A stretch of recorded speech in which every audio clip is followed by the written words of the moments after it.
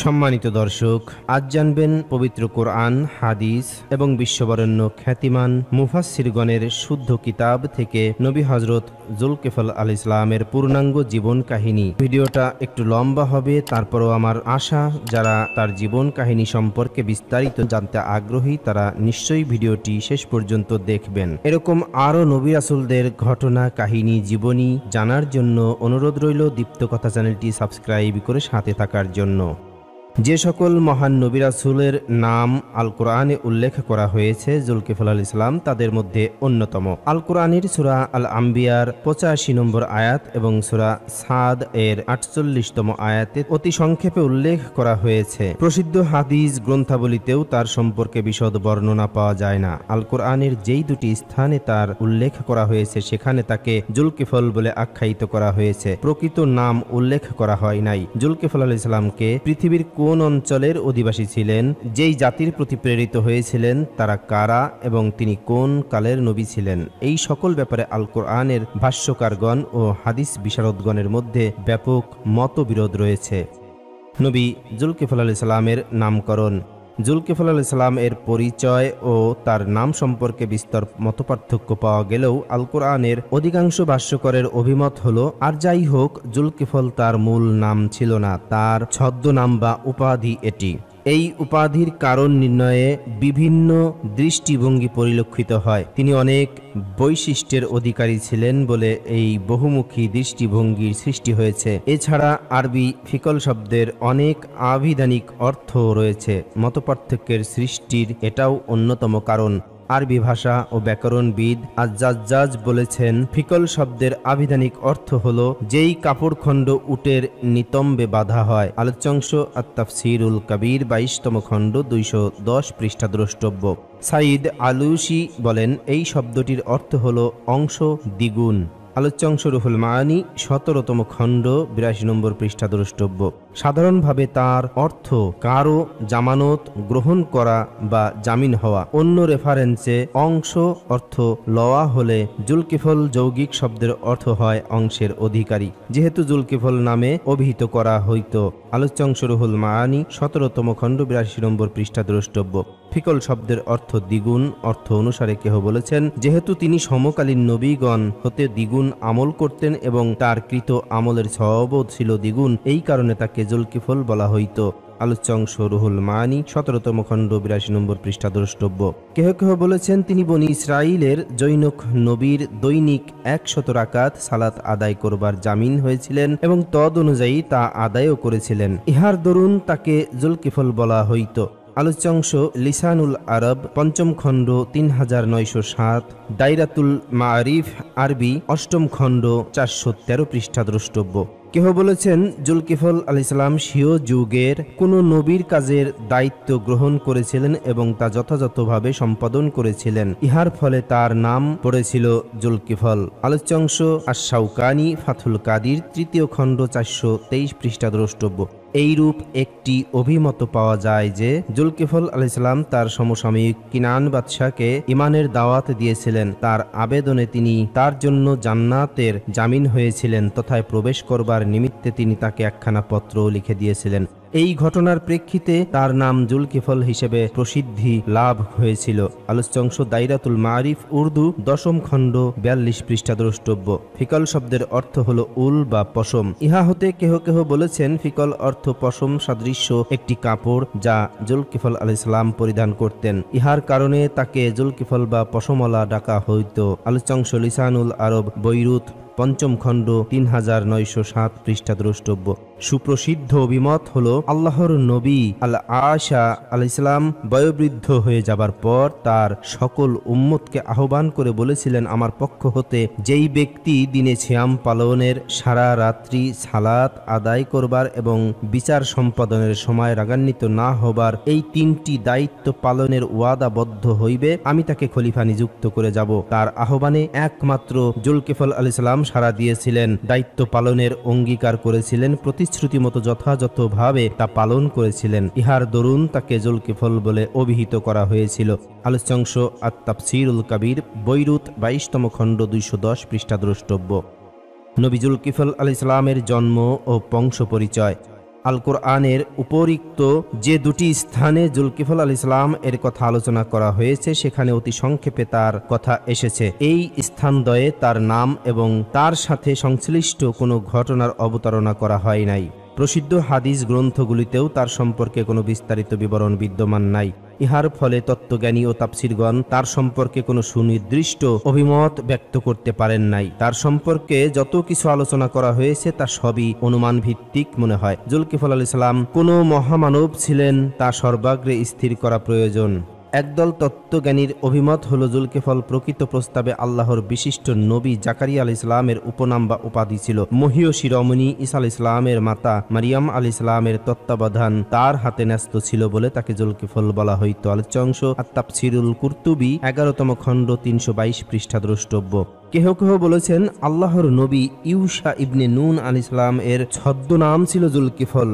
আলোচ্যাংশ রুহুল মাআনী 18তম খণ্ড 82 নম্বর পৃষ্ঠা দ্রষ্টব্য। কেহ বলেছেন ইলিয়াস আলাইহিস সালাম এর অপর নাম জুলকিফল। আলোচ্যাংশ আত-তাফসীরুল কুরতুবী থেকে নেওয়া হয়েছে। তবে পরবর্তীকালে বহু তাফসীরকারের নিকট গ্রহণযোগ্য অভিমত বলে মনে হয় যে জুলকিফল আলাইহিস সালাম ছিলেন আল আশা আলাইহিস সালামের খলিফা। আলোচ্যাংশ তাহফিমুল কোরআন উর্দু 3য় খণ্ড 18তম পৃষ্ঠা দ্রষ্টব্য। কেহ কেহ বলেছেন জুলকিফল আলাইহিস সালাম হলেন আইয়ুব আলাইহিস সালামের পুত্র, তার নাম ছিল বিশর।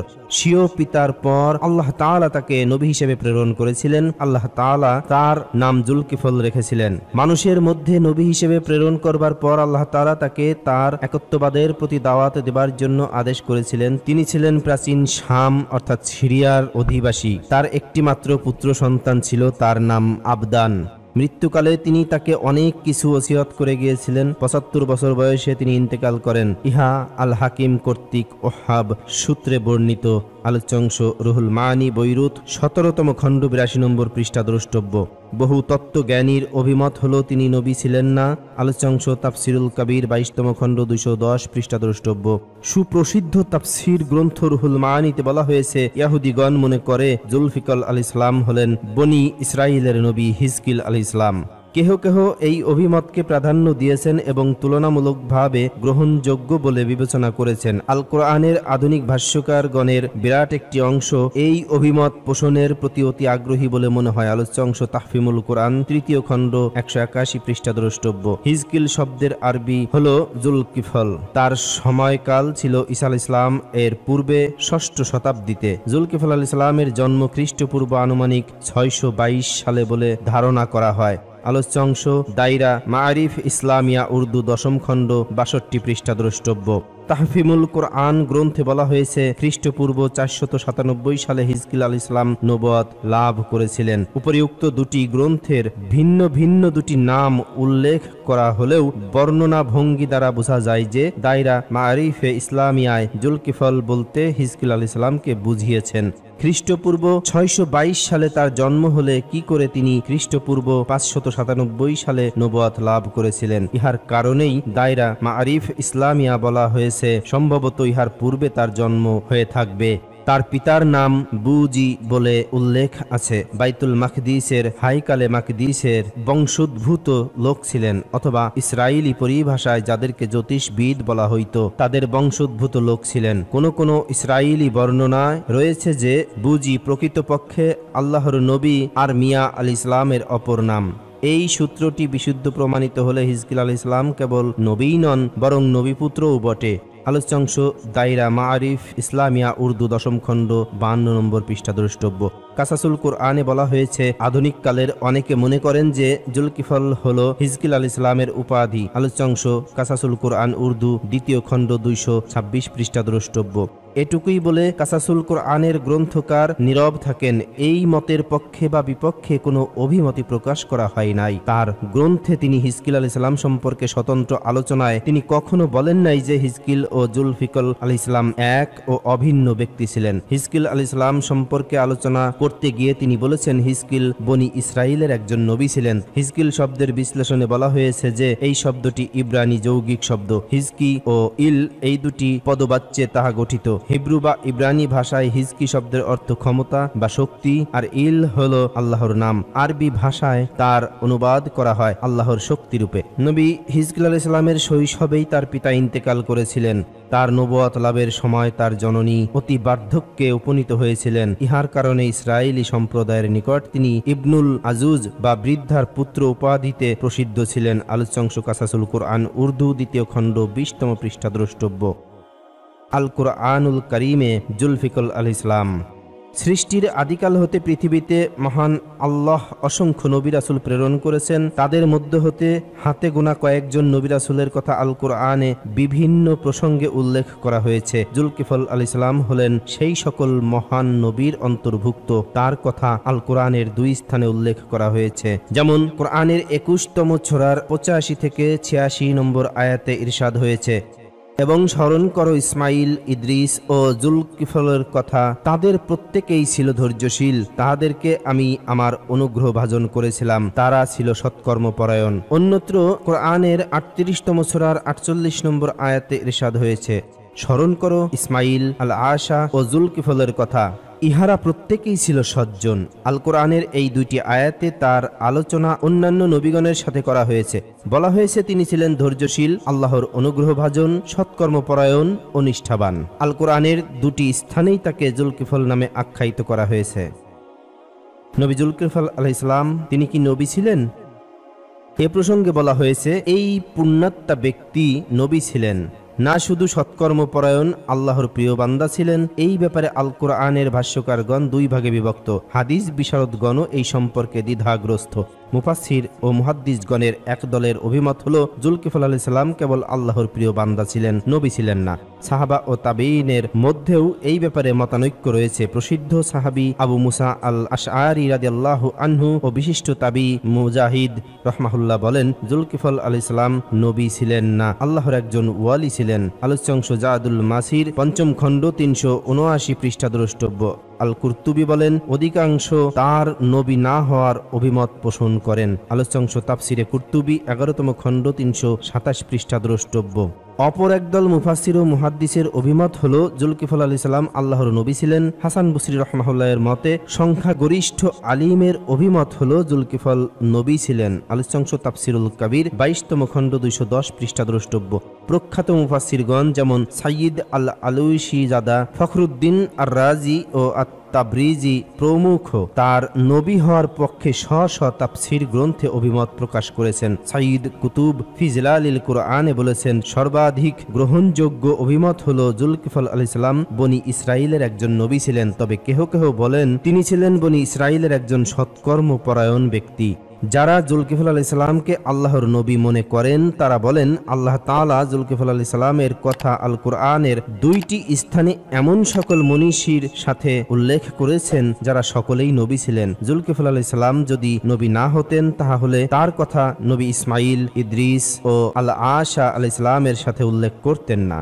তার প্রসঙ্গটি প্রথমেই এসেছে সূরা আল আম্বিয়ায়। তিনি নবীগণের অন্তর্ভুক্ত ছিলেন বলে তো নবীগণের আলোচনা সম্বলিত সূরায় তার প্রসঙ্গে অবতারণা করা হয়েছে। তাফসীরবিদ আল্লামা তাবরিজি বলেন, কিতাবুন নবুয়াহ গ্রন্থে সূত্র সহ বর্ণিত আছে। আব্দুল আজিম ইবনে আব্দুল্লাহ আল হালানি বলেন, জুলকিফল আলাইহিস সালাম তাহার নাম ও তিনি কি রাসূলগণের অন্তর্ভুক্ত ছিলেন এই সম্পর্কে অবহিত হবার উদ্দেশ্যে আমি আবু জাফরের নিকট পত্র লিখেছিলাম। উত্তরে তিনি লিখেছিলেন, আল্লাহ তাআলা 1,24,000 নবী প্রেরণ করেছিলেন, তাদের মধ্যে হতে 313 জন হলেন রাসূল। জুলকিফল আলাইহিস সালাম রাসূলগণের অন্তর্ভুক্ত ছিলেন। তিনি সুলাইমান ইবনে দাউদ আলাইহিস সালামের পরে প্রেরিত হয়েছিলেন। তিনি দাউদ আলাইহিস সালামের ন্যায় মানুষের মধ্যে মামলা মোকদ্দমা নিষ্পত্তি করতেন। তিনি একমাত্র আল্লাহ তাআলার সন্তুষ্টি লাভের নিমিত্তেই কাহারও উপর রাগ করতেন না। কোনো সময়ই আল্লাহর সন্তুষ্টি লাভ ব্যতীত কাহারও উপর রাগ করতেন না। তার নাম ছিল আদাবিয়া ইবনে আদাবিন। আলোচ্যাংশ মাজমাউল বায়ান ফি তাফসিরুল কুরআন 8ম খণ্ড 95 পৃষ্ঠা দ্রষ্টব্য। আব্দুল হক দেহলাবি তার তাফসির হাক্কানিতে লিখেছেন যে কাহারো কাহারো মতে জুলফিকর আলাইহিস সালাম একজন বাদশাহ ছিলেন। নবী আল আশা আলাইহিস সালামের আদেশে তিনি বাদশাহী লাভ করেছিলেন। প্রতিমা পূজা উৎখাতের দায়িত্ব গ্রহণ করায় তাকে জুলকিফল বলা হইত। আলোচ্যাংশ তাফসির হাক্কানি উর্দু 17তম খণ্ড 23তম পৃষ্ঠা দ্রষ্টব্য। নবী জুলকিফল আলাইহিস সালাম এর সময়কাল ও নবুয়ত। তাহফিমুল কোরআনে বলা হয়েছে, বর্তমানকালের তাফসিরবিদগণের প্রবণতা লক্ষ্য করা যায় যে জুলকিফল আলাইহিস সালাম হলেন ইয়াহুদিগণের নবী হিজকিল আলাইহিস সালাম। তবে এই ব্যাপারে কোনো গ্রহণযোগ্য প্রমাণ নাই। বাইবেলে সহিফা হিজকিল পর্যবেক্ষণে অনুমিত হয় যে হিজকিল আলাইহিস সালাম ছিলেন সেই সকল বৈশিষ্ট্যের অধিকারী যা আল কোরআনের জুলকিফল আলাইহিস সালাম সম্পর্কে ব্যক্ত করা হয়েছে, অর্থাৎ ধৈর্যশীল ও সৎকর্মপরায়ণ। আলোচ্যাংশ তাহফিমুল কোরআন, 3য় খণ্ড, 181 পৃষ্ঠা দ্রষ্টব্য। জুলকিফল আলাইহিস সালাম ছিলেন সেই সব শ্রেণীভুক্ত ব্যক্তি যাদেরকে জেরুজালেমের সর্বশেষ ধ্বংসের পূর্বে বুখত নাসর ফিলিস্তিন আক্রমণ করে গ্রেপ্তার করেছিল। বুখত নাসর এই ইসরায়েলি বন্দীকে ইরাকস্থ খাবুর সাগরের উপকূলবর্তী নবপ্রতিষ্ঠিত একটি জনপদের আবাসন দিয়েছিলেন। এই জনপদটির নাম ছিল তেল আবিব। আলোচ্যাংশ তাহফিমুল কোরআন থেকে নেওয়া হয়েছে। এই স্থলে যেই খাবুর সাগরের কথা বলা হয়েছে ইহাকে বিশ্ববিদ্যালয় কর্তৃক প্রণীত দায়রাতুল মাআরিফে কিবার নদী বলা হয়েছে। এটা একটি ক্ষুদ্র নদী ছিল। এর অস্তিত্ব বর্তমান ইরাকের মানচিত্রে পাওয়া যায় না। আলোচ্যাংশ দায়রাতুল মাআরিফ, উর্দু, 10ম খণ্ড, 62তম পৃষ্ঠা দ্রষ্টব্য। ইরাকের তেল আবিব নামীয় জনপদে খ্রিস্টপূর্ব 594 সালে হিজকিল আলাইহিস সালাম 30 বছর বয়সে নবুয়ত প্রাপ্ত হয়েছিলেন। নবুয়ত লাভ করে হিজকিল আলাইহিস সালাম সুদীর্ঘ 22 বছর পর্যন্ত দাওয়াতের কাজে আত্মনিয়োগ করেছিলেন। গ্রেপ্তার করে আনিত ইসরায়েলি সম্প্রদায় জেরুজালেমের অন্যান্য পথহারা মানুষ ও তাদের নেতৃবর্গকে হিজকিল আলাইহিস সালাম আল্লাহর একত্ববাদের দাওয়াত দানে ব্রত গ্রহণ করেছিলেন। দাওয়াত দানের এই মহান কাজে তিনি যে কি পরিমাণ নিবেদিত প্রাণ ছিলেন তা অনুমান করা যায় তার এই ঘটনা হতে। নবুয়ত লাভের 9ম বৎসরে তার অতি প্রিয় স্ত্রী ইন্তেকাল করলে জনসাধারণ শোক প্রকাশের জন্য তার বাড়িতে সমবেত হলেন। কিন্তু তিনি দাওয়াত দানের আগ্রহে প্রাণপ্রিয় স্ত্রীর মৃত্যুর শোক ভুলে গিয়ে উপস্থিত জনতাকে আল্লাহর একত্ববাদের প্রতি আহ্বান করতেছিলেন। আলোচ্যাংশ তাহফিমুল কোরআন, উর্দু, 2য় খণ্ড, 18নং পৃষ্ঠা দ্রষ্টব্য। হিজকিল আলাইহিস সালাম এর নবুয়ত লাভের উল্লেখিত সনটি 595 খ্রিস্টপূর্ব সংশয়মুক্ত নয়, কারণ দায়রা মাআরিফ ইসলামিয়া নামক ইসলামী বিশ্বকোষে বলা হয়েছে যে বুখত নাসর খ্রিস্টপূর্ব 597 সালে ফিলিস্তিন আক্রমণ করেছিলেন। তবে তাহফিম ও দায়রা মাআরিফ ইসলামিয়ার মধ্যে এই কিঞ্চিত পার্থক্যে পরিলক্ষিত হয় যে হিজকিল আলাইহিস সালাম খ্রিস্টপূর্ব 6ষ্ঠ শতাব্দীর শেষ দিকে নবুয়ত প্রাপ্তি হয়েছিলেন। আল আশা আলাইহিস সালাম কর্তৃক খলিফা নিযুক্তর ঘটনা। মুজাহিদ রহমাহুল্লাহ জুলকিফল আলাইহিস সালাম সম্পর্কে একটি ঘটনা বর্ণনা করেছেন। তার বর্ণিত ঘটনা সদৃশ ইবনে আবি হাতিম রহমাহুল্লাহ আব্দুল্লাহ ইবনে আব্বাস ও আবু মুসা আল আশআরি রাদিয়াল্লাহু আনহু এর বরাতে একটি হাদিস বর্ণনা করেছেন। ঘটনাটি এইরূপ: আল্লাহর নবী আল আয়সা আলাইহিস সালাম বার্ধক্যে উপনীত হলেন এবং এমন এক ব্যক্তিকে তার খলিফা নিযুক্ত করবার ইচ্ছা পোষণ করলেন যিনি তার জীবদ্দশায় তার পক্ষ হতে দায়িত্ব সম্পাদন করতে পারবেন। এই উদ্দেশ্যে তিনি তার সকল অনুসারীকে আহ্বান করে বললেন, আমি আমার খলিফা নিযুক্ত করতে ইচ্ছা পোষণ করছি, যার মধ্যে এই 3টি শর্ত পাওয়া যাবে তাকে আমার খলিফা নিযুক্ত করব। 1. সদা সর্বদা রোজা রাখা, ইবাদতে রাত্রি জাগরণ করা এবং কোনো সময় রাগান্বিত না হওয়া। আল আশা আলাইহিস সালাম এর এই ঘটনা শুনে সমাবেশ হতে এক ব্যক্তি উঠে দাঁড়াইল। লোকটি নিতান্তই অখ্যাত ছিল, তাকে সকলেই অতি সাধারণ জ্ঞান করত। সে বলল, আমি এই কাজের জন্য প্রস্তুত আছি। আল আশা আলাইহিস সালাম তাকে জিজ্ঞাসা করলেন, তুমি কি সদা সর্বদা রোজা রাখো, ইবাদতে রাত্রি জাগরণ করো এবং কোনো সময় রাগান্বিত হও না? লোকটি উত্তর দিল, নিঃসন্দেহে এই 3টি আমল আমার মধ্যে আছে। আল আয়সা আলাইহিস সালাম সম্ভবত তার কথা বিশ্বাস করতে পারলেন না, তাই সেদিন তাকে ফিরিয়ে দিলেন। দ্বিতীয় দিন তিনি আবার সমাবেশকে লক্ষ্য করে এই একই কথা জিজ্ঞাসা করলে উপস্থিত সকলেই নিরুত্তর রহিল এবং পূর্বোক্ত ব্যক্তি আবার দণ্ডায়মান হল। আল আশা আলাইহিস সালাম তখন তাকে খলিফা নিযুক্ত করবার কথা ঘোষণা করলেন।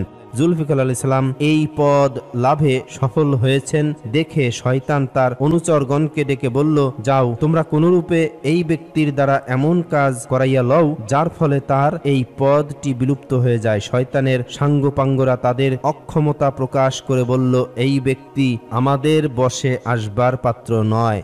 ইবলিস বলল, তাহলে এই দায়িত্ব আমার হাতে ছেড়ে দাও, আমি তাকে দেখিয়া লইব। জুলফিকার আলাইহিস সালাম স্বীকারোক্তি অনুযায়ী সারাদিন রোজা রাখতেন এবং সারা রাত্রি জাগ্রত থাকতেন, শুধুমাত্র দুপুরে কিছুক্ষণ নিদ্রা যাইতেন। ইবলিস ঠিক দুপুরে নিদ্রার সময় উপস্থিত হলো এবং দরজায় কড়া নাড়তে লাগলো। তিনি জাগ্রত হয়ে জিজ্ঞেস করলেন, কে? ইবলিস উত্তর দিল, আমি একজন বৃদ্ধ মজলুম। জুলফিকার আলাইহিস সালাম দরজা খুলে দিলেন। ভিতরে প্রবেশ করে সে দীর্ঘ কাহিনী বলতে শুরু করলো। আমার সাথে আমার সম্প্রদায়ের বিবাদ হয়েছে, তারা আমার উপর এই জুলুম করেছে, সেই জুলুম করেছে। এইভাবে দুপুরের নিদ্রার সময় অতিবাহিত হয়ে গেলে জুলফিকার আলাইহিস সালাম সব শুনে বললেন, আমি যখন বাইরে যাব তখন আসবে, আমি তোমার বিচার করে দেব। জুলফিকার আলাইহিস সালাম বাইরে আসলেন এবং আদালত কক্ষে বসে লোকটির জন্য অপেক্ষা করলেন, কিন্তু সে আসলো না। পরদিন দুপুরে যখন তিনি নিদ্রার জন্য শয়ন কক্ষে গেলেন, তখন লোকটি এসে দরজায় কড়া নাড়তে লাগলো। তিনি জিজ্ঞাসা করলেন, কে? উত্তর হলো, আমি একজন বৃদ্ধ মজলুম। তিনি দরজা খুলে বললেন, আমি কি তোমাকে বলি নাই যে মজলিসে বসবার সময় তুমি আসো? তুমি গতকালও আসলে না, আজ সকাল হতে তোমার দেখা নাই। সে বলল, হুজুর, আমার শত্রুপক্ষ খুবই দ্রুত প্রকৃতির, আপনাকে মজলিসে বসা দেখলে তারা আমার প্রাপ্য পরিশোধ করবে বলে স্বীকার করে নেবে, আবার আপনি যখন মজলিস ত্যাগ করবেন তখন অস্বীকার করবে। এই কথোপকথনের মধ্যে সেদিনকার দুপুরও গড়াইয়ে গেল এবং তার নিদ্রা হলো না। পরের দিনও দুপুর পর্যন্ত অপেক্ষা করলেন, কিন্তু তার দেখা পাওয়া গেল না। তৃতীয় দিন দুপুর হলে তিনি নিদ্রায় যাবার সময় পরিবারের কোনো এক লোককে বললেন, কেহ যেন দরজায় কড়া না দেয়। বৃদ্ধ লোকটি এই দিনও আগমন করলো এবং দরজায় কড়া নাড়া দিতে চাইল। পাহারাদার তাকে নিষেধ করলো। অনন্যপায় হয়ে এসে গৃহের ঘুগলি দিয়ে ঘরে প্রবেশ করলো। ঘরের অভ্যন্তরে ঢুকে ভিতর দিক হতে দরজা ধাক্কা দিতে লাগলো। জুলফিকার আলাইহিস সালাম জাগ্রত হয়ে বৃদ্ধ লোকটিকে ঘরের অভ্যন্তরে দেখতে পেয়ে যেই লোককে পাহারাদার দায়িত্বে নিয়োজিত রেখেছিলেন তাকে ডেকে বললেন, আমি কি তোমাকে বলি নাই যে কাহাকেও গৃহে প্রবেশ করতে দিবে না? লোকটি বলল, এই বৃদ্ধ লোকটি দরজা দিয়ে প্রবেশ করে নাই।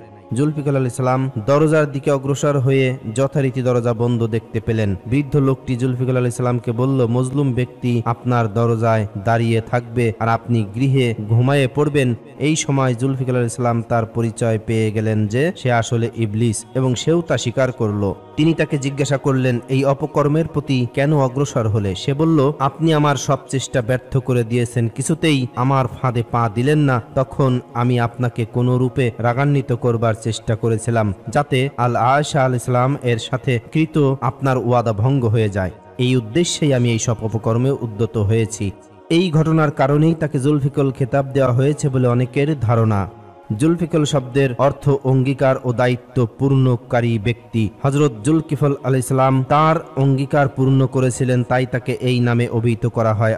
আলোচ্য অংশ মাআরিফুল কোরআন ৬ষ্ঠ খণ্ড ২২৭ থেকে ২২৮, তাফসিরে কুরতুবী ১১তম খণ্ড ৩২৭ থেকে ৩২৮, নূরুল কোরআন ১৭তম খণ্ড ১৩৫ থেকে ৩৬ পৃষ্ঠা দ্রষ্টব্য। ইবনে আব্বাস রাদিয়াল্লাহু তাআলা আনহু এর সূত্রে ইবনে আবি হাতিম বর্ণনা করেছেন যে বনি ইসরাইলের জনৈক কাজীর মৃত্যু নিকটবর্তী হলে তিনি বলেছিলেন, কে আছো, গোস্বা করবে না, এই শর্তে আমার স্থলাভিষিক্ত হবে। তখন জুলকিফল নামক এক ব্যক্তি বলেছিলেন, আমি রাজি আছি। ইবনে হাজিরাতুল আকাবার বর্ণনা করেছেন যে বনি ইসরাইলের জনৈক বাদশা মৃত্যুর নিকটবর্তী হলে বনি ইসরাইলের সর্দারগণ এসে তাকে বলল, আমাদের জন্য একজন খলিফা নিযুক্ত করে দিন, আমরা বিভিন্ন সমস্যা তার নিকট উপস্থিত হব। তখন তিনি বলেছিলেন যে আমার পক্ষ হতে যেই ব্যক্তি 3টি দায়িত্ব পালন করবে তাকে আমি রাজত্ব প্রদান করব। তার গোত্রের এক যুবক দাঁড়িয়ে বলল, আমি দায়িত্ব পালন করতে প্রস্তুত। বাদশাহ তাকে বসায়া দিলেন। দ্বিতীয় দিনও এরূপ ঘোষণা হলে এই সময়ও একমাত্র এই যুবক দাঁড়ালো। বাদশাহ বলল, তুমি আমার পক্ষ হতে 3টি জিনিসের দায়িত্ব সম্পাদন করতে পারলে আমি তোমাকে বাদশাহী দেব।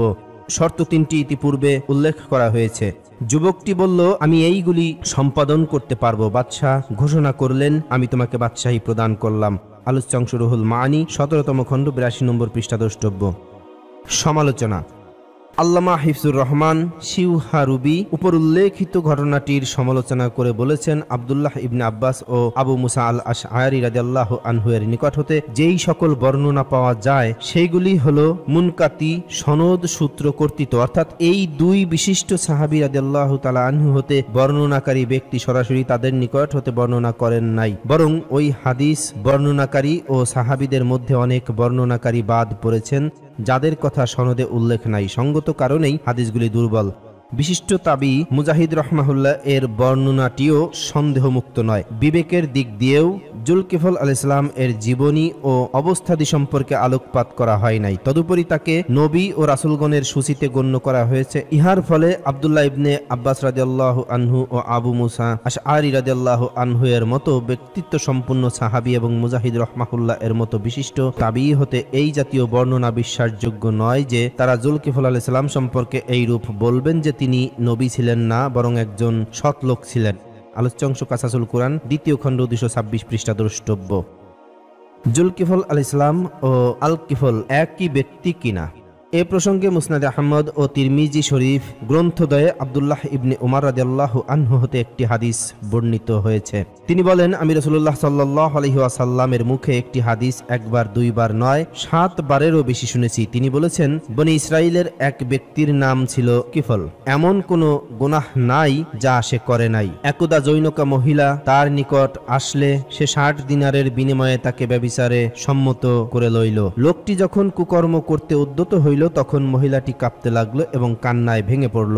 সে মহিলাকে জিজ্ঞাসা করলো, তুমি কাঁদছো কেন? আমি কি তোমার উপর কোনো জোর জবরদস্তি করেছি? মহিলাটি বলল, না, কোনো জোর জবরদস্তি করেন নাই, কিন্তু আমি এই পাপ গত জীবনে কোনো দিন করি নাই। এখন অভাব অনটনে পড়ে আমাকে তা করতে বাধ্য করা হয়েছে, ফলে আমি সম্মত হয়েছিলাম। এই কথা শুনে কিফল তদ অবস্থায় মহিলার নিকট হতে সরে দাঁড়ায় এবং বলে, যাও, এই দিনারও তোমার জন্য। এই সময় কিফল ওয়াদা করলো ভবিষ্যৎ জীবনে সে আর কোনো পাপ কর্মে লিপ্ত হবে না। ঘটনাক্রমে কিফল সেই দিন রাত্রেই ইন্তেকাল করেন। লোকজন তাকে তার দরজায় এই বাক্য লেখা দেখতে পেল, কেহ যেন অদৃশ্য হতে তা লিখেছে, আল্লাহ কিফলকে ক্ষমা করে দিয়েছেন। আলোচ্যাংশ তিরমিজি বৈরুত 4th খণ্ড 657, দিল্লি 2য় খণ্ড 73, তাফসিরে কুরতুবি 11তম খণ্ড 327 থেকে 28 পৃষ্ঠা দ্রষ্টব্য। এই হাদিসটি ইবনে উমর রাদিয়াল্লাহু আনহু হতে বিভিন্ন সনদে বর্ণিত পাওয়া যায়। কোন কোন সূত্রে এবং কোন কোন গ্রন্থে হাদিসটি বর্ণনা করবার সময় আল কিফলের স্থলে জুলকিফল উল্লেখ হয়েছে। আল কুরতুবিও হাদিসটি বর্ণনা করবার সময় জুলকিফল উল্লেখ করেছেন। আলোচ্যাংশ তাফসিরে কুরতুবি 11তম খণ্ড 327 পৃষ্ঠা দ্রষ্টব্য। এই জন্য অনেকের ধারণা হইল আল কোরআনে উল্লেখিত জুলকিফল ও হাদিসে বর্ণিত এই লোকটি একই ব্যক্তি, কিন্তু তাত্ত্বিক মুফাসসিরগণ এই ধারণাকে অত্যন্ত ভ্রান্ত বলে উল্লেখ করেছেন। ইবনে কাসির এই রিওয়ায়াতটি বর্ণনা করে বলেছেন, কিফল নামক এই ব্যক্তি অন্য কেহ হবে, আয়াতে উল্লেখিত জুলকিফল নন। এই হাদিসটিকে ইমাম তিরমিজি ও আল হাকিম হাসান বলে অভিহিত করলেও ইবনে কাসির রহমাহুল্লাহ বলেন, এই রিওয়ায়াতটি সিহাহ সিত্তাতে বর্ণিত নাই, এই সনদ অপরিচিত। ইহাকে প্রমাণ্য ধরে লওয়া হইলেও ইহাতে কিফলের কথা বলা হয়েছে, জুলকিফলের নয়। মনে হয় সে অন্য কোনো ব্যক্তি। আলোচ্যাংশ মারিফুল কোরআন 6ষ্ঠ খণ্ড 227 থেকে 228 পৃষ্ঠা দ্রষ্টব্য। ইবনুল জাউজি তার তাফসির গ্রন্থে জাদুল মাসিরে বলেছেন, হাদিসে বর্ণিত লোকটি হলো আল কিফল এবং আল কোরআনে উল্লেখিত ব্যক্তি হলো জুলকিফল আলাইহিস সালাম। হিফজুর রহমানও অনুরূপ কথা বলেছেন। আলোচ্যাংশ কাসাস 2য় খণ্ড 226 পৃষ্ঠা দ্রষ্টব্য। জুলকিফল ও আল কিফল যে দুই ভিন্ন ব্যক্তি তা বুঝাতে গিয়ে তিনি বলেছেন, আল কিফল নামক লোকটি যেই রাত্রে তওবা করেছিল সেই রাত্রেই সে মারা গিয়েছিল। সে এইরূপ সময় পায় নাই যেই সময়ের মধ্যে ইবলিসের সাথে জুলকিফল আলাইহিস সালাম এর সুপ্রসিদ্ধ ঘটনা ঘটে গিয়েছিল। তিনি ইহাও বলেছেন যে যদি আমরা জুলকিফল আলাইহিস সালামকে নবী হিসেবে মানিয়া লই, তাহা হইলে কিফলের গুনাহে লিপ্ত হইবার যে ঘটনা হাদিসে বর্ণিত হয়েছে তা নবুয়ত লাভের সম্পূর্ণ পরিপন্থী, কারণ নবীগণ সব সময় মাসুম বা নিষ্পাপ থাকেন। আলোচ্যাংশ জাদুল মাসির 5ম খণ্ড 379 থেকে 80 পৃষ্ঠা দ্রষ্টব্য। নবী জুলকিফলের কওমের পরিচয় ও তাদের আবাসভূমি। আল্লামা কুরতুবি তার তাফসির গ্রন্থে উল্লেখ করেছেন যে, কাব বলেন, বনি ইসরাইলে একজন কাফির বাদশা ছিল। তার রাজত্বে একদা একজন নেককার মানুষ আগমন করলেন। তিনি বাদশাকে বললেন, আপনি এই দেশ ত্যাগ করলে আমি এই দেশে ইসলাম প্রচার করতাম। বাদশা বলল, ইহার বিনিময়ে আমি কি লাভ করব? তিনি বললেন, জান্নাত। অতঃপর তিনি তার নিকট জান্নাতের সুখ শান্তির বর্ণনা দিলেন। বাদশা বলল, আমার জন্য এই জান্নাতের জামিন কে হবে? নেককার ব্যক্তি বললেন, আমি। এই কথা শুনে বাদশাহ ইসলাম গ্রহণ করলেন। রাজত্বের পরিচালনার দায়িত্ব হতে অবসর গ্রহণ করে তিনি ইবাদতে মশগুল হলেন। আল্লাহর ইবাদতে মগ্ন থাকা অবস্থায় তার মৃত্যু হলো। তাকে দাফন করা হলো। পরদিন লোকজন ভোরে ঘুম হতে জাগ্রত হয়ে তার একটি হাত কবরের বাইরে দেখতে পেল। হাতের মধ্যে সবুজ বর্ণের একখানা কাগজ ছিল, উহাতে নূরের লেখা ছিল, আল্লাহ আমাকে ক্ষমা করে দিয়েছেন, আমাকে জান্নাতে প্রবেশ করাইয়েছেন, আমি অমুক জামানত পূর্ণ করে দিয়েছি। এই ঘটনা প্রত্যক্ষ করে লোকজন ঈমান আনবার জন্য ওই নেককার লোকটির নিকট গমন করল এবং বাদশাহকে যেভাবে তিনি জান্নাতের জামানত দিয়েছিলেন তাদেরকেও সেভাবে জামানত দানের জন্য অনুরোধ করল। তিনি তাদেরকে অনুরূপ জামানত দান করলেন। ইহাতে তারা সকলেই মুসলমান হয়ে গেল। এই নেককার লোকটি ছিলেন হযরত জুলকিফল আলাইহিস সালাম এবং এই লোকগুলিই ছিল তার কওম বা উম্মত। আলোচ্য অংশ তাফসিরে কুরতুবী 11তম খণ্ড 327 থেকে 328 পৃষ্ঠা দ্রষ্টব্য। এই লোকগুলি বনি ইসরাইল গোত্রভুক্ত ছিল। এই কথার উল্লেখ থাকলেও তারা বনি ইসরাইলের কোন বংশের ছিল উহার কোনো বিবরণ নাই। তাদের আবাসভূমি কোথায় ছিল তারও কোনো উল্লেখ নাই। জিহাদের আদেশ অমান্য করবার পরিণাম। পূর্বেই উল্লেখ করা হয়েছে যে তুবরুস আল বুস্তানি তার দাইরাতুল মাআরিফে বলেছেন, একদল লোকের অভিমত হলো জুলকিফল আলাইহিস সালাম হলেন আইয়ুব আলাইহিস সালামের পুত্র বিশর আলাইহিস সালাম। এই জুলকিফল আলাইহিস সালামকে তার পিতা আইয়ুব আলাইহিস সালাম এরপর রুম ভূখণ্ডে আল্লাহ তাআলা রাসূল হিসেবে প্রেরণ করেছিলেন। তার নবুয়ত লাভের পর তথাকার লোকজন তার উপর ঈমান আনলো, তাকে সত্য নবী বলে স্বীকার করলো এবং তাকে অনুসরণ করে জীবন যাপন করতে শুরু করলো। আল্লাহ তাআলা তার উম্মতকে জিহাদ করবার আদেশ দিল। তারা আল্লাহর এই আদেশ অমান্য করে বলল, হে বিশর, আমরা হইলাম সেই জাতি যারা জীবনকে অত্যাধিক ভালোবাসে, মৃত্যুকে ঘৃণা করে। ইহা সত্ত্বেও আমরা মহান আল্লাহ ও তার রাসূলকে ভালোবাসি, তাদের অবাধ্য হওয়াকে অপছন্দ করি। যদি আপনি আল্লাহর নিকট প্রার্থনা করতেন যে তিনি আমাদের যেন হায়াত বৃদ্ধি করে দেন, আমাদের ইচ্ছামতো আমাদের মৃত্যু দেন, যাতে আমরা তার ইবাদত করতে ও তার শত্রুদের সাথে জিহাদ করতে পারি। তাদের এই আবেদনের জবাবে বিশর ইবনে আইয়ুব আলাইহিস সালাম বললেন, তোমরা আমার নিকট এক মহাবস্তুর আবেদন করেছ এবং এক অসম্ভব জিনিসের জন্য আমাকে বাধ্য করেছ। অতঃপর তিনি দাঁড়িয়ে ছালাত আদায় করে আল্লাহর নিকট দোয়া করলেন, হে আল্লাহ, আপনি আমাকে রিসালাতের দায়িত্ব পৌঁছিয়ে দেবার আদেশ করেছিলেন, আমি উহা পৌঁছে দিয়েছি। আমার শত্রুদের বিরুদ্ধে জিহাদ করবার আদেশ দিয়েছিলেন, আপনি নিশ্চয়ই জানেন আমি একমাত্র আমার আত্মার উপর ক্ষমতাবান। জিহাদের আদেশ শুনে আমার কওম আমার নিকট যেই জিনিসের আবেদন করেছে উহা আপনি আমার চেয়ে বেশি অবগত আছেন, সুতরাং অন্যদের অবাধ্যতার দরুন আপনি আমাকেও পাকড়াও করবেন না। আপনার সন্তুষ্টি লাভের মাধ্যমে আমি আপনার ক্রোধ হতে আশ্রয় চাইতেছি, আপনার ক্ষমা লাভের মাধ্যমে আপনার শাস্তি হতে পরিত্রাণ চাইতেছি। এই সময় আল্লাহ তাআলা তার নিকট ওয়াহী পাঠালেন যে, আমি তোমার কওমের উক্তি শুনেছি, তারা যেই জিনিসের আবদার করেছে তা আমি তাদেরকে দান করলাম, তুমি তাদের জন্য জামিন হয়ে যাও। বিশর আলাইহিস সালাম রিসালাতের দায়িত্ব পালন করতে থাকলেন, আল্লাহর ওয়াহী সম্পর্কে তাদেরকে অবগত করলেন এবং এই ব্যাপারে তিনি তাদের জামিন হয়ে গেলেন। ইহা হতে তিনি জুলকিফল নামে অভিহিত হলেন। অতঃপর তাদের বংশবৃদ্ধি পাইতে থাকলো। জনসংখ্যা বৃদ্ধির ফলে স্বদেশে তাদের আবাসন সংকুলানে সংকট দেখা দিল। তাদের জীবনোপকরণ সংগ্রহ কঠিন হয়ে পড়ল। এই সংকটের সম্মুখীন হয়ে তারা আল্লাহর নিকট দোয়া করতে বাধ্য হলো, আল্লাহ যেন তাদেরকে পূর্ব নির্ধারিত আয়ু ফিরিয়ে দেন। আল্লাহ তাআলা যখন জুলকিফল আলাইহিস সালাম এর নিকট ওয়াহী পাঠালেন, তোমার কওম কি জানতো না যে তাদের ইচ্ছা হতে আমার ইচ্ছা ঊর্ধ্বে? অতঃপর তাদেরকে তাদের পূর্বের অবস্থা বা পূর্বের বয়সে ফিরিয়ে দেওয়া হলো। তারা নির্ধারিত আয়ু অনুযায়ী ইন্তেকাল করলো। আলোচ্য অংশ বুতরুস আল বুস্তানি দাইরাতুল মাআরিফ 8ম খণ্ড 413 পৃষ্ঠা দ্রষ্টব্য। জুলকিফল আলাইহিস সালাম যদি বনি ইসরাইলের নবী হিজকিল আলাইহিস সালাম হয়ে থাকেন, তবে তাহার অনুসারীদের সম্পর্কে এইরূপ ঘটনা পাওয়া যায় যে জুলকিফল আলাইহিস সালাম নবুয়ত লাভের পর আল্লাহ তাআলার নির্দেশে তিনি বনি ইসরাইলকে কাফিরদের বিরুদ্ধে সর্বাত্মক জিহাদের আদেশ দিলেন, কিন্তু তারা প্রাণের ভয়ে জিহাদে অংশগ্রহণ করতে অস্বীকৃতি জানালো। এই অবাধ্যতার কারণে আল্লাহর গজব স্বরূপ তারা মহামারীতে আক্রান্ত হলো। ফলে তারা সেখান হতে পালায়ে গিয়ে প্রায় 200 মাইল দূরে একটি স্থানে আশ্রয় গ্রহণ করলো।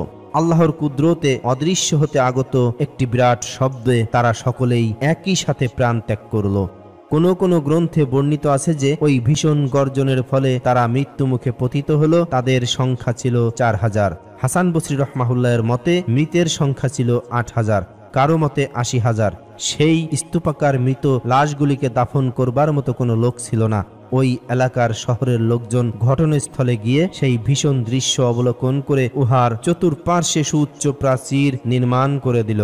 জুলকিফল আলাইহিস সালাম এই সংবাদ পেয়ে তথায় গমন করলেন। তথায় তিনি মৃত লাশগুলিকে দেখতে পেলেন যে চামড়া ও মাংস বিগলিত হয়ে পানিতে পরিণত হয়ে গেছে, কেবল কঙ্কালগুলিকে পড়ে থাকতে দেখলেন। এই হৃদয় বিদারক দৃশ্য প্রত্যক্ষ করে তিনি আল্লাহর দরবারে দোয়া করলেন, দয়াময় মাবুদ, আমার কওমকে তুমি কিভাবে ধ্বংস করে দিলে? ইহা বড় লজ্জাকর বিষয়। আমার কওমকে এইভাবে ধ্বংস করলে দুনিয়াবাসীর নিকট আমার ইজ্জত থাকবে না। তোমার নিকট আমার এই প্রার্থনা যে আমার কওমের লোকদেরকে তুমি জীবিত করে দাও। তার এই প্রার্থনার জবাবে আল্লাহ তাআলা বললেন, হে জুলকিফল, তোমার কওম কাফিরদের বিরুদ্ধে যুদ্ধ না করে আমার আদেশ অমান্য করেছে, ফলে শাস্তি স্বরূপ আমি তাদের মধ্যে মহামারী ছড়িয়ে দিয়েছি। তারা মনে করিয়াছে যে আমি যেই স্থানে মহামারী পাঠিয়েছি সেই স্থান হতে সরে গেলে তারা প্রাণে বেঁচে যাবে। তাদের এই মনোভাব ভুল প্রমাণিত করবার জন্য আমি তাদেরকে এই বিকট আওয়াজ দ্বারা ধ্বংস করে দিলাম। জগতের প্রত্যেক প্রাণীর জীবন মরণ আমারই নিয়ন্ত্রণাধীন। আমার ইচ্ছার বিরুদ্ধে কাহারও কিছুই করবার সাধ্য নাই। রোগ ব্যাধি ও নানা দুর্ঘটনার দ্বারা যেই সব মৃত্যু ঘটে থাকে ওই সব উপলক্ষ মাত্র। আমি যদি কোনো লোককে জীবিত রাখতে চাই তবে কোনো রোগ ব্যাধিও তার মৃত্যু হবে না। আর আমি যদি কোনো ব্যক্তির মৃত্যু ঘটাতে চাই তবে সে কোনো রোগ ব্যাধিতে আক্রান্ত হোক বা না হোক তার মৃত্যু হবেই। কোনো শক্তি তার মৃত্যু ঠেকাইতে পারবে না। তুমি যখন তোমার কওমের জন্য এইরূপ প্রার্থনা করিতেছ, তাই কেবল তোমারই সম্মানে আমি তাদেরকে পুনর্জীবিত করিয়া দিতেছি।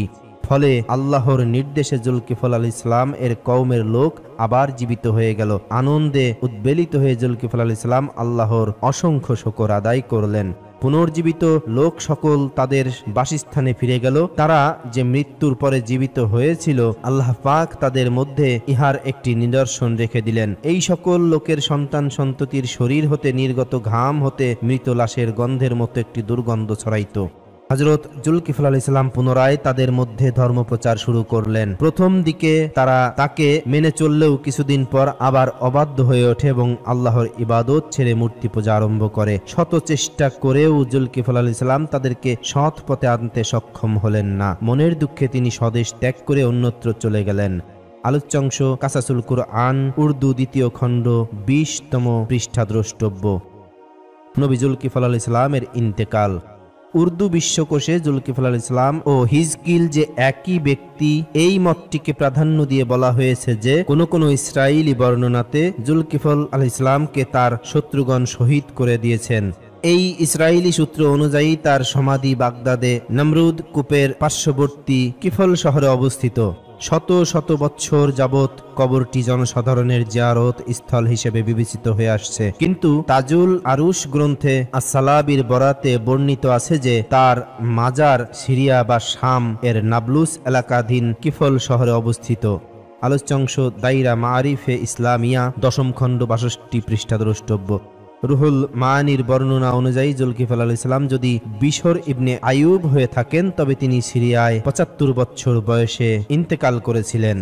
আলোচ্যাংশ রুহুল মানি, 17তম খণ্ড, 82 নম্বর পৃষ্ঠা দ্রষ্টব্য।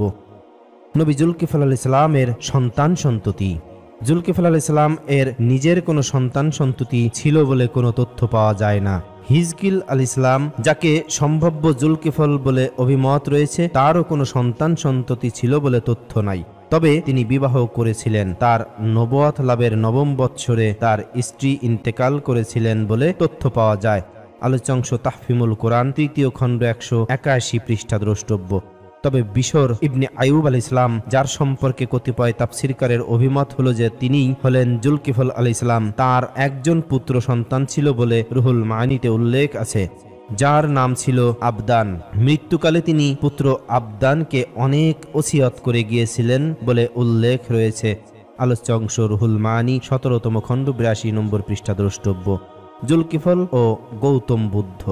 ইদানিং কেহ কেহ বৌদ্ধ ধর্মের প্রচারক গৌতম বুদ্ধের সাথে জুলকিফল আলাইহিস সালামের সম্পৃক্ততার সম্ভাবনার কথা উল্লেখ করছেন, কিন্তু এই সম্পর্কে মাওলানা হিফজুর রহমান বলেন, আধুনিক কালের কাহারো কাহারো বিস্ময়কর অভিমত হলো যে জুলকিফল গৌতম বুদ্ধের উপাধি। ইহার কারণ হলো গৌতম বুদ্ধের সদর দপ্তরের নাম কপিল। কপিলের আরবি কিফল। আরবিতে জুলকিফল শব্দটি মালিক ও অধিকারী অর্থে ব্যবহৃত হয়, যেমন সম্পদ ও বিত্তশালী ব্যক্তিকে জুমাল বলা হয়, শহর বা রাজ্যের অধিকারী ব্যক্তিকে জুবালাদ বলা হয়। এর খুবই প্রচলন রয়েছে। তারা বলেন এই স্থলে জুলকিফল বলতে কপিলের অধিকারী বা তার শাসককে বোঝানো হয়েছে। এই অভিমত যারা পোষণ করেন তাদের যুক্তি হলো গৌতম বুদ্ধের প্রচারিত ধর্মের মূল শিক্ষা ছিল তাওহীদ বা একত্ববাদ, যা ইসলামী দাওয়াতের অনুরূপ ছিল। কালক্রমে বৌদ্ধরা ইহাতে বিকৃত ঘটায়। বর্তমান বৌদ্ধ ধর্ম অতীতের ধর্মসমূহের মতোই বিকৃত ও পরিবর্তিত রূপ, যার ফলে মূল ইসলামী শিক্ষার সাথে উহার পরস্পর বিরোধী মনে হয়। সুতরাং ব্যক্তি নাম ও তার পরিচিত ধর্মের মৌল শিক্ষার দিকে তাকালে মনে হয় তিনি জুলকিফল আলাইহিস সালাম। এই অভিমত নিছক অনুমান ছাড়া আর কিছুই নয়। ঐতিহাসিক দৃষ্টিকোণ হতে সুনির্দিষ্ট কোনো তথ্য পাওয়া গেলে তবেই উহা গ্রহণ করা যেতে পারে, যা অস্বীকার করবার কোনো যৌক্তিকতা নাই। কিন্তু কেবল অনুমানের ভিত্তিতে এবং সঠিক ইতিহাস ব্যতীত কোনো নবীকে কোনো ধর্মপ্রচারকের সহিত সম্পৃক্ত করা আদৌ ঠিক নয়। কারণ কোনো নবীকে নবী হিসেবে মান্য না করা যেমন কুফরি, অনুরূপ কোনো অনবীকে নবী বলে সাব্যস্ত করা বাতিল আকীদার শামিল। জুলকিফল আলাইহিস সালামকে গৌতম বুদ্ধ বলে সাব্যস্ত করা অনুমান মাত্র, ইহার সপক্ষে ঐতিহাসিক কোনো প্রমাণ পাওয়া যায় না।